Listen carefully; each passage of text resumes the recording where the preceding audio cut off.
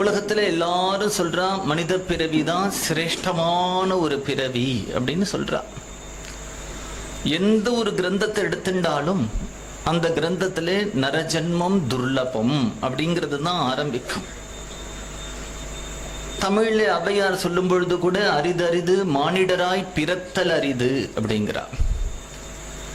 எல்லாருமே இந்த மனித பிறவியே உயர்ந்ததா சொல்லிட்டு இருக்காளே, இந்த மனித பிறவியிலே உயர்ந்ததா சொல்றதுக்கு என்ன காரணம் அப்படின்னு நம்ம சிந்தனை பண்ணி பார்க்கணும்.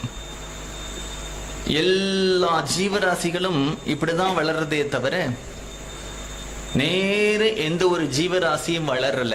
ஒரு மனுஷன் மட்டும்தான் நேர வளர்றான். அதனால மனித பிறவி ரொம்ப அரிதானதான். மனிதனால மட்டும்தான் பேச முடியும், சிந்தனை பண்ண முடியும். அதனால மனித பிறவி அரிதானதா? மற்ற ஜீவராசிகளை காட்டிலும் மனிதனுக்கு தான் சுதந்திரம் உண்டு. அதனால மனித பிறவி அரிதானதா? மனிதனுக்கு கீழே இருக்கக்கூடிய அத்தனை ஜீவராசிகளுக்கும் 5 அறிவோட சரி, மனிதனுக்கு தான் 6 அறிவு இருக்கு. அதனால மனித பிறவி சிரேஷ்டமான